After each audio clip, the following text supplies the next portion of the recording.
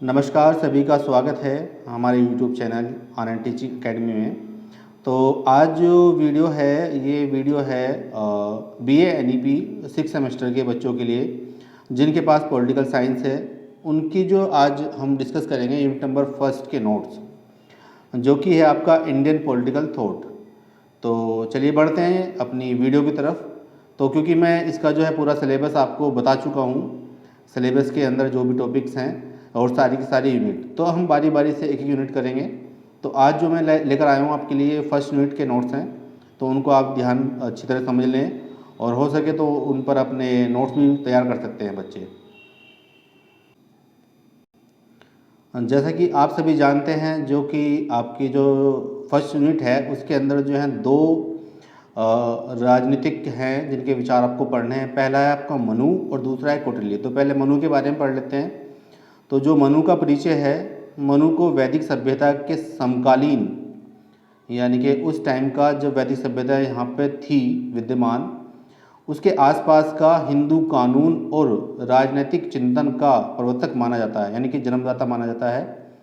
मनु को मानव जाति के जन्मदाता, पृथ्वी के प्रथम राजा और प्रथम विधिवेता यानी कि कानून के निर्माता के रूप में भी माना जाता है। पुराणों के अनुसार जो है मनु को मानवता का प्रथम शिक्षक माना जाता है, जिसने समाज में मनुष्यों से संबंधित ज्ञान को महर्षि भृगु के सामने प्रकट किया। मनु के संबंध में दाराशिकोह का कथन है कि ब्राह्मणों का मनु वही है जो मानव जाति का पूर्वज माना जाता है और जिसे यहूदी, ईसाई व मुसलमान आदम कहते हैं।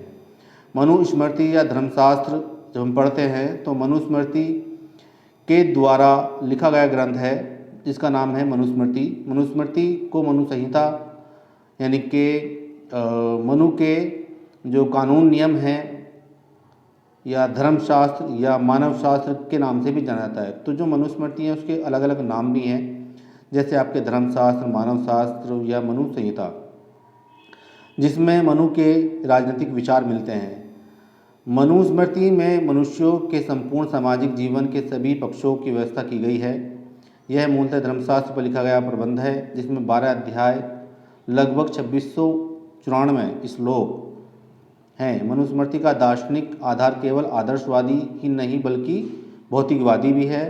अतः इन दोनों विचारधाराओं का सह अस्तित्व मनुस्मृति में आपको मिलता है। जर्मन के जो विचारक थे नीत्शे के अनुसार मनुस्मृति बाइबिल की अपेक्षा कहीं अधिक अद्वितीय और उत्कृष्ट और बौद्धिक ग्रंथ है। मनुस्मृति का प्रथम अनुवाद जो 1794 में ऑर्डिनेंसेस ऑफ मनु के नाम से सर विलियम जोन्स ने किया। तो ये कुछ इंपॉर्टेंट फैक्ट थे इसके बारे में। उसके बारे में जो है मनु के राज्य सिद्धांत क्या था। प्राचीन धर्मशास्त्रों में शासन के सिद्धांत को दंड का नीति कहा जाता है। मनु का भी मानना था कि दंड ही प्रजा पर शासन करता है। राजा केवल दंड के उपयोग का वह साधन है। मनु के शब्दों में जब सब लोग निद्रा मग्न होते हैं तो दंड ही उन्हें जागरूक रखता है। मनु ने राज्य की शक्ति व संप्रभुता को दंड कहा है। दंड राज्य की भौतिक और शारीरिक शक्ति का प्रतीक है, जिसकी बाध्यकारी शक्ति के माध्यम से धर्म जो धारण करने योग्य हो या विधि के नियमों को समाज में लागू किया जाता है। अतः दंड धर्म की सहायता करता है, लेकिन धर्म से ऊपर नहीं है, क्योंकि धर्म राज्य का मूल आधार है। राज्य का अस्तित्व ही धर्म के प्रवर्तन के लिए है। मनु के द्वारा त्रिवर्ग सिद्धांत का प्रतिपादन किया गया, जिसमें केवल धर्म, अर्थ और काम पर बल दिया गया। कौटिल्य से पूर्व राजधर्म के सिद्धांत का प्रतिपादन मनु द्वारा किया गया। मनु ने जो है एक सप्तांग सिद्धांत दिया था, जो कि बहुत ही इंपॉर्टेंट है। भारत के प्राचीन ग्रंथ मनुस्मृति में राज्य की उत्पत्ति के दैवी सिद्धांत का समर्थन करता है, यानी कि जो राज्य की उत्पत्ति का दैवी सिद्धांत है उसको मानते हैं मनु। मनु का राज्य की उत्पत्ति का दैवीय सिद्धांत पर आधारित है। मनु के अनुसार राज्य समाज की रक्षा एवं कल्याण करता है। मनु ने राज्य के सप्तांग सिद्धांत के द्वारा राज्य के अंगों की चर्चा की है, जिसमें राज्य के 7 अंग निम्न प्रकार हैं। पहला है स्वामी, जिसको हम बोलते हैं राजा। दूसरा है अमात्य यानी कि मंत्री। तीसरा है राष्ट्र यानी कि जनपद, उसके बाद पुर जो कि है दुर्ग यानी कि किला, पांचवा है कोष यानी कि धन, छठा है दंड यानी कि सेना, और सातवां है सुहृद यानी कि मित्र। मनु के विराट पुरुष की अवधारणा में राजा के पास 8 देवताओं की शक्ति होती है। इस प्रकार राजा 8 प्रमुख देवताओं के अंशों से निर्मित है, जिसमें है वायु, यम, वरुण, अग्नि, चंद्र, सूर्य, कुबेर, इंद्र। देवताओं के सर्वोत्तम अंगों के संयोग से राजा की सृष्टि यानी कि राजा उत्पन्न हुआ है। मनुस्मृति में कहा गया है कि यदि भी राजा इंसान है फिर भी उसे किसी से भी नफरत करने का अधिकार नहीं है, क्योंकि वह मनुष्य के आकार में एक ईश्वर है। मनु की विदेश नीति भी काफ़ी इम्पोर्टेंट है, क्योंकि ये भी राजनीति संबंधित है। मनुस्मृति में पर राष्ट्र नीति के संबंध में मंडल सिद्धांत, 60 नीति व 4 उपाय का वर्णन मिलता है। सभी सिद्धांत कौटिल्य के सिद्धांत के समान है। मनु के 60 नीति में संधि, विग्रह, यान, आसन और द्विभाव व संश्रय शामिल है। मनु उपाय में जो लिखते हैं मनु ने विदेश नीति के संचालन के लिए अपनाए जाने वाले तरीकों व साधन को उपाय कहा है, जिनकी संख्या 4 है, जो है साम, दाम, दंड व भेद। साम का अर्थ शांति की नीति को अपनाना है, यानी कि शक्तिशाली राज्य के साथ शांति का समझौता करना चाहिए। दाम का अर्थ है धन व उपहार के माध्यम से अपने हितों की रक्षा करना। तीसरा है भेद, या राजाओं में आपसी फूट डालना या शत्रु राज्य के पदाधिकारियों में फूट डालना। और लास्ट वन है चौथा, यानी कि दंड अर्थात बल या सैन्य शक्ति व युद्ध का प्रयोग करना। यह अंतिम उपाय है। कमजोर राज्यों को साम या दाम की नीति को अपनाना चाहिए, जबकि शक्तिशाली राज्यों को भेद और दंड की नीति को अपनाना चाहिए। उसके बाद मनु की न्याय व्यवस्था। मनु के राजनीतिक विचार में न्याय को प्राप्त करने के लिए दंड व्यवस्था में तीनों सिद्धांत, निरोधात्मक, सुधारात्मक और परिशोधनात्मक का समन्वय मिलता है। मनु की न्याय व दंड व्यवस्था विभेदीकृत व्यवस्था है, क्योंकि समान अपराध के लिए ब्राह्मण को कम दंड और शूद्र को ज़्यादा दंड का अधिकारी माना है। मनु के महत्वपूर्ण कथन में आप पढ़ सकते हैं। मनु का कथन है कि जो राजा प्रशासन स्वयं चलाने का प्रयास करता है वह एक मूर्ख राजा है। मनु के अनुसार जो है धर्म का मूल सिद्धांत है दूसरों का कल्याण, और छोटे समूह के कल्याण की अपेक्षा बड़े समूह के कल्याण को प्राथमिकता दी जानी चाहिए। व्यक्ति के हित की अपेक्षा समाज का हित अधिक श्रेष्ठकर है। यदि स्वामी मुक्त भी कर दे तो भी शूद्र दासता से मुक्त नहीं हो सकता, क्योंकि दासत्व का उसका स्वाभाविक कर्म है। मनु के अनुसार स्त्री, पुत्र और शूद्र तीनों सदा संपत्ति विहीन होते हैं, क्योंकि इनकी संपत्ति इनके पालनकर्ता के या फिर मालिक के पास होती है। मनु के राजनीतिक विचारों में राज्य और शासन की आवश्यकता पर बल दिया गया है। साथ ही उन्होंने न्याय, धर्म और समाज के बीच संतुलन स्थापित करने की बात कही है।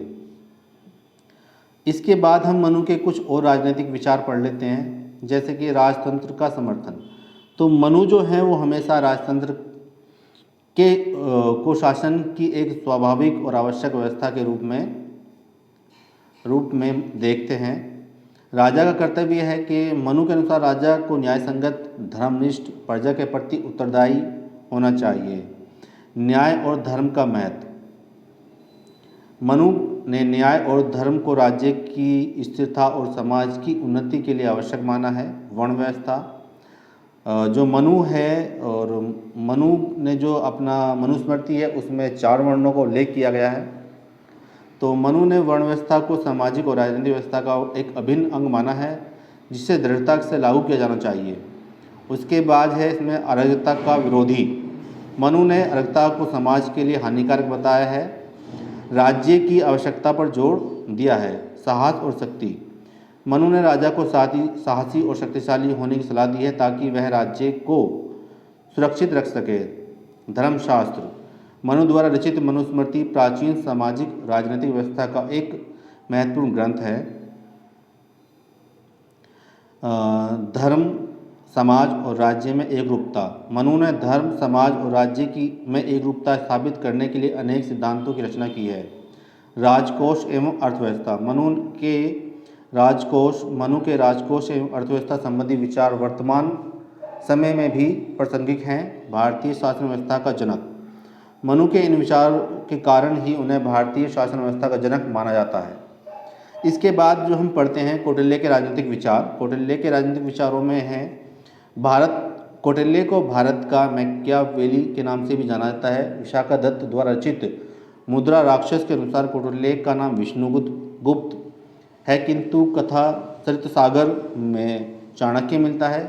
कौटिल्य राजनीतिक अर्थशास्त्र को एक स्वतंत्र विषय बनाने वाले प्रथम व्यक्ति थे। पहली बार उन्होंने ही भारत में एक सुदृढ़ राजनीतिक नियंत्रण की जरूरत पर जोर दिया। उन्होंने राजनीति के एक ऐसे सिद्धांत का प्रतिपादन किया जो राज्य व्यवस्था के प्रत्यक्ष व्यवहारिक सरोकारों से संबंधित था। कौटिल्य की पुस्तक अर्थशास्त्र, कौटिल्य की प्रसिद्ध पुस्तक या कृति अर्थशास्त्र है। यह संस्कृत भाषा में लिखा गया राजनीति शास्त्र का ग्रंथ है, जिसमें 15 अधिकरण भाग यानी कि 180 प्रकरण तथा 150 अध्याय हैं। अर्थशास्त्र के छठे अधिकरण के दूसरे अध्याय में कौटिल्य ने सुरक्षा एवं विदेश संबंधों के बारे में मंडल सिद्धांत का वर्णन किया है। अर्थशास्त्र की जो विषय वस्तु है वो हमेशा राजनीति से संबंधित है। अर्थशास्त्र में कौटिल्य ने समसामयिक राजनीति, अर्थनीति, यथार्थवाद, राज्य शासन, कला, नैतिकता, निरपेक्ष विधि, समाज नीति व धर्म आदि पर प्रकाश डाला है। अर्थशास्त्र में सरकार के 34 विभागों को उल्लेख किया गया है। विभाग अध्यक्षों एवं अधिकारी वर्गों को कौटिल्य अष्टादश तीर्थों की संज्ञा देते हैं। कौटिल्य ने अर्थशास्त्र में सरकारी धन के गबन के 40 तरीकों को उल्लेख किया है। वेबर का कथन है कि कौटिल्य का अर्थशास्त्र उग्र मैकियावेली का उदाहरण है। इसकी तुलना में मैकियावेली का प्रिंस हानिकारक है। कौटिल्य का राजा, कौटिल्य राजतंत्र का समर्थक था। कौटिल्य का कथन था कि जो राजाओं का अनादर करते हैं उन पर दैवीय सजा होती है। राजा की विशेषताएं, उनके अनुसार राजा को कुलीन धर्म की मर्यादा चाहने वाला, कृतज्ञ, दृढ़निश्चय, विचारशील, सत्यवादी, विवेकपूर्ण, वृद्धों के प्रति आदरशील, दूरदर्शी, उत्साही, युद्ध में चतुर होना चाहिए। राजा के जो उत्तरदायित्व हैं, राजा के लिए उत्तरदायित्व के सिद्धांत का जिक्र करते हुए कौटिल्य ने कहा है कि अपनी प्रजा की खुशी में उसकी खुशी है, प्रजा के कल्याण में उसका कल्याण है। राजा के कार्य अगर कौटिल्य के अनुसार हम मानते हैं तो कौटिल्य ने राजा के प्रमुख कार्य बताया है विधि को लागू करना, यानी कानून को लागू करने वाला जो होगा उसको हम राजा बोलते हैं। कौटिल्य के अनुसार राजा के लिए उत्तम अभिशासन का सिद्धांत है। व्यक्तिगता का कर्तव्यों के साथ विलय, आचार संहिता के साथ अनुशासित जीवन व्यतीत करना, कानून व्यवस्था बनाए रखना। राजा की मंत्रिपरिषद, कौटिल्य के अनुसार मंत्रिपरिषद में मंत्रियों की नियुक्ति का आधार योग्यता थी। मंत्री योग्य और परिशिक्षित होते थे। परीक्षा के विषय भय तथा सदाचार होते थे। राजा का सप्तांग सिद्धांत, कौटिल्य द्वारा राजा के सप्तांग सिद्धांत का प्रतिपादन किया गया। सप्तांग सिद्धांत का संबंध राजनीतिक व्यवस्था से है। कौटिल्य ने राज्य के सप्तांग सिद्धांत का वर्णन करते हुए राजा को प्रत्याभूत भी कहा है। कौटिल्य के अनुसार राजा के सप्तांग अंग निम्न प्रकार है। एक तो है स्वामी, आप सभी जानते हैं जिसको राजा बोलते हैं। अमात्य यानी कि मंत्री, जनपद यानी कि आपके जिले, दुर्ग, कोष, दंड, मित्र, तो ये सारे के सारे जो हैं मनुस्मृति से मिलते जुलते हैं। कौटिल्य के अनुसार राज्य के अंगों की मानव शरीर के अंगों से तुलना की गई है।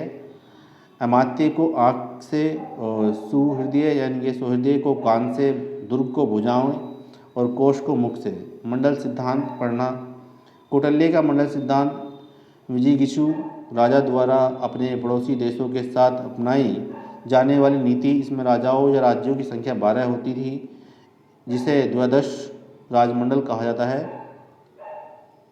मंडल के सभी राजाओं की प्रकृतियों की संख्या कौटिल्य ने 72 बताई है, जिनकी जबकि इनकी महाभारत में इनकी संख्या 60 बताई गई है। द्वादश राजमंडल यह 4 मंडलों से मिलकर बनता है, जिसमें विजिगीषु और उसके मित्र, शत्रु, मध्य और उदासीन राज्य के 4 समूह होते हैं। इन समूह में 3-3 राज्य शामिल होते हैं। इस प्रकार ये सभी 12 राज्य मिलकर वृहद राज्य मंडल की रचना करते हैं।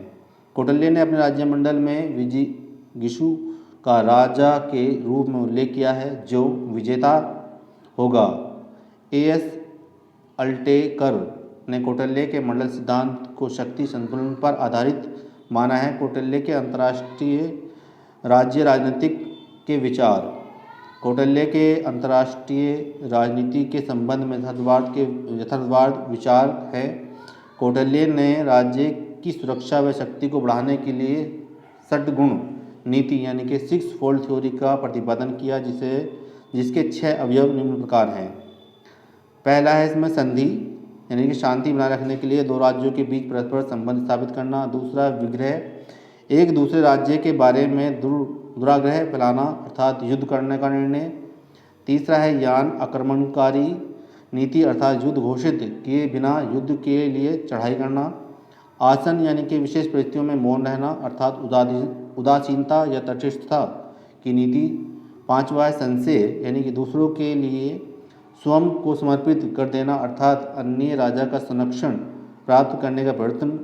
और छठा है द्विभाव यानी कि एक राजा का दूसरे राज्य के साथ संधि अर्थात एक राजा की शांति की संधि करके दूसरे के साथ युद्ध करने की नीति। कौटिल्य द्वारा दिए गए योगक्षेम सिद्धांत का अर्थ अच्छा प्रशासन है। तो इस प्रकार जो है आज हमने अपना जो है पहली यूनिट को कवर किया है। अगली वीडियो में मैं आपको दूसरी यूनिट के लिए कवर करेंगे हम। आज की वीडियो में यहीं तक। धन्यवाद। लाइक शेयर सब्सक्राइब करें, अधिक से अधिक बच्चों को शेयर करें ताकि उनको भी इसका फ़ायदा मिल सके। धन्यवाद।